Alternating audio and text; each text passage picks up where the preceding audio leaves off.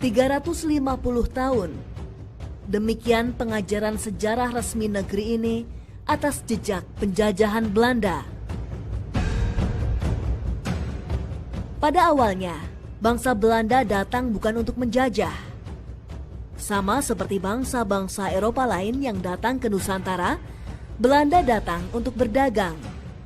Mereka mencari rempah-rempah Indonesia yang terkenal.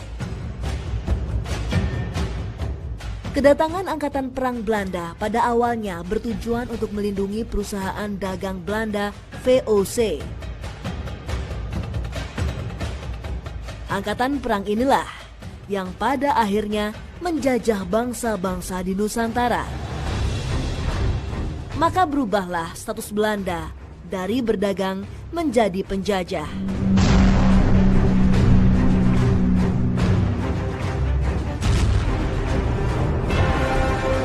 Peristiwa demi peristiwa terjadi, berabad-abad Belanda menindas dan mengeruk kekayaan Nusantara, meninggalkan luka sejarah yang tak bisa dilupakan.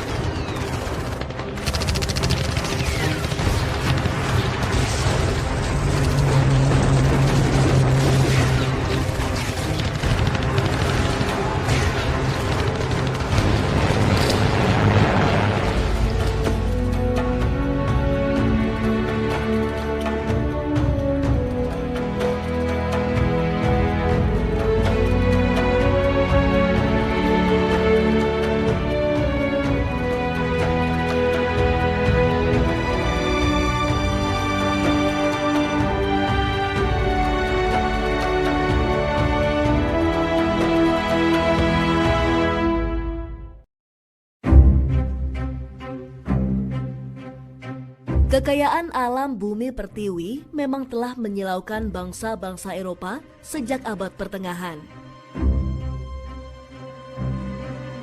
Mereka kemudian tergerak untuk melakukan penjajahan.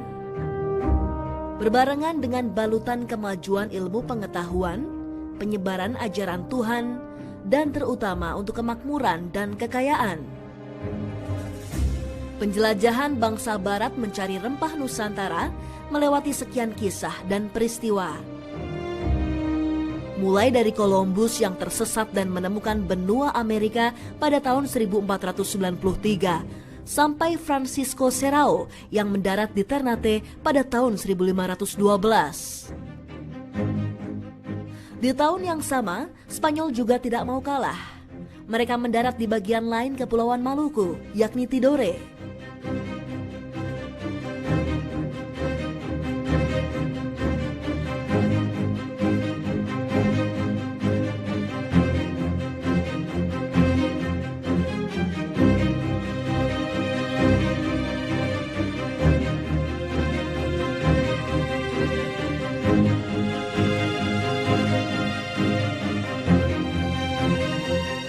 Yang terkenal dan berharga mahal di tanah Eropa.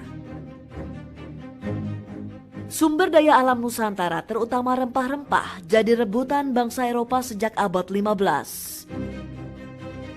Awal abad 16, rempah-rempah Nusantara menjadi komoditas yang diperjualbelikan bangsa Belanda. Namun persaingan antar saudagar Belanda dalam memperebutkan rempah-rempah dari berbagai pelosok daerah di Nusantara membuat bangsa ini berseteru dengan sesamanya. Melihat perseteruan yang tak kondusif ini, akhirnya Belanda mendirikan VOC atau Persekutuan Dagang Asal Belanda. Mereka ini kemudian dikenal sebagai VOC Belanda. Sebetulnya sebelum VOC itu sudah banyak kapal-kapal Belanda yang datang. Katanya semakin menurun. Iya, itulah yang disebut dengan korupsi kalau bahasa sekarang.